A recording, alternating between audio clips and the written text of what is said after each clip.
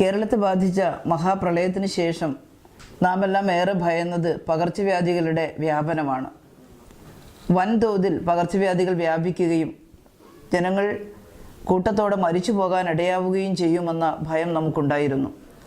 എന്നാൽ ശക്തമായ പ്രതിരോധ നടപടികൾ സ്വീകരിച്ച് പകർച്ചവ്യാധികളെ തടഞ്ഞു നിർത്താൻ നമുക്ക് സാധിച്ചിട്ടുണ്ട്. പൂർണ്ണമായും പകർച്ചവ്യാധികൾ ഇല്ലാതാക്കാൻ ഇനിയും കൂടുതൽ ശ്രദ്ധ ആവശ്യമാണ്. എലിപ്പനിയാണ് നാം ഏറ്റവും കൂടുതൽ ഭയന്നിരുന്നത്.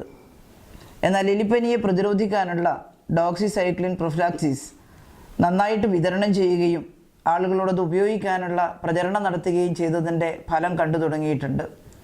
എലിപ്പനിയുടെ എണ്ണത്തിലും മരണത്തിലുമെല്ലാം തന്നെ വമ്പിച്ച വർധനവില്ലാതെ കുറഞ്ഞു വരുന്നതായി കാണുന്നുണ്ട്.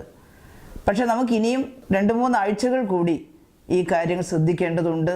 നല്ല ശ്രദ്ധ പുലർത്തിക്കൊണ്ട് ഈ പ്രതിരോധ നടപടികൾ മുന്നോട്ട് കൊണ്ടുപോകേണ്ടതായിട്ടുണ്ട്. എല്ലാ ആശുപത്രികളിലും ഡോക്സിസൈക്ലിൻ വിതരണം ചെയ്തിട്ടുണ്ട്.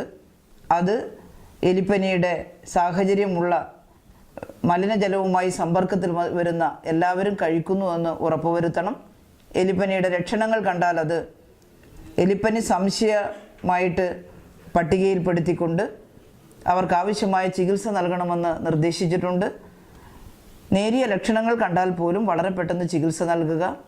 മലിനജലവുമായി സമ്പർക്കത്തിൽ വരുന്നവർ ഡോക്സിസൈക്ലിൻ കഴിക്കുക.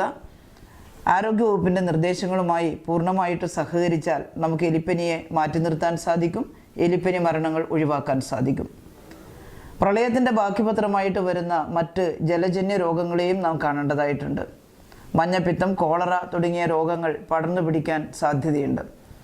അതുകൊണ്ട് തന്നെ ശുദ്ധമല്ലാത്ത വെള്ളം കുടിക്കാതിരിക്കുക. ആളുകൾക്ക് ആവശ്യമായിട്ടുള്ള ശുദ്ധജലം വിതരണം ചെയ്യാൻ വിവിധ വകുപ്പുകളുടെ ഏകോപനത്തോടെ സർക്കാർ പരിശ്രമിക്കുന്നുണ്ട്.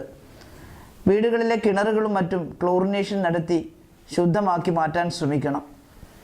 പാത്രം കഴുകാനുള്ള വെള്ളം പോലും വെളിയിൽ നിന്ന് എടുക്കുമ്പോൾ ക്ലോറിൻ ഗുളികകൾ ചേർത്തതിന് ശേഷം, ക്ലോറിനേഷൻ നടത്തിയതിന് ശേഷം മാത്രമേ ഉപയോഗിക്കാവൂ എന്ന് ആരോഗ്യവകുപ്പ് പറഞ്ഞിട്ടുണ്ട്.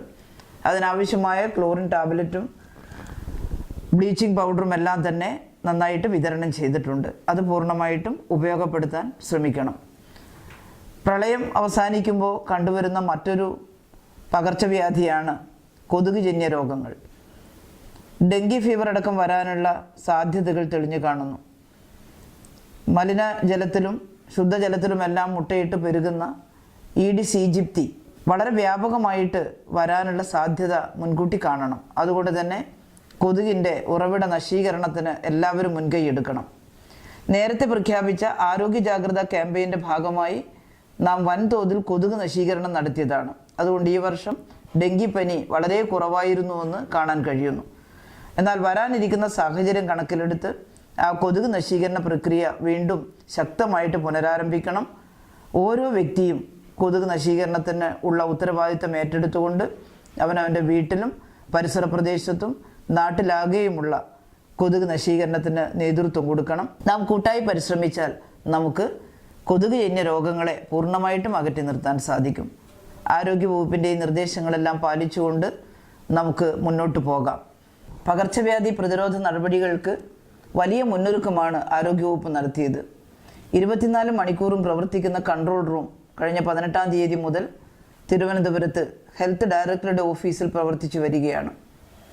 കൺട്രോൾ റൂമിൽ വിവിധ ഉത്തരവാദിത്തങ്ങൾ നൽകി അഡീഷണൽ DHSമാരുടെ നേതൃത്വത്തിൽ വിവിധ ടീമുകൾ പ്രവർത്തിച്ചു വരുന്നുണ്ട്.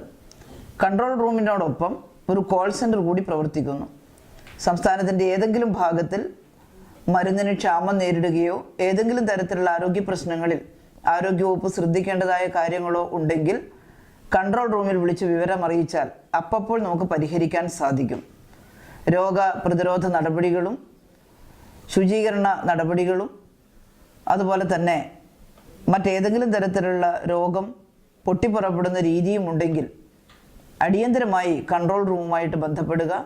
പ്രശ്നത്തിന് പരിഹാരം കാണാൻ ഉടനെ തന്നെ ആരോഗ്യവകുപ്പ് തയ്യാറാകുന്നതാണ്. നാം ഒത്തൊരുമിച്ച് പ്രവർത്തിച്ചാൽ വരാനിരിക്കുന്ന വലിയ പകർച്ചവ്യാധി ഭീതിയിൽ നിന്ന് കേരളത്തെ പൂർണ്ണമായിട്ടും രക്ഷിക്കാൻ സാധിക്കും. ആരോഗ്യവകുപ്പുമായി സഹകരിക്കുക.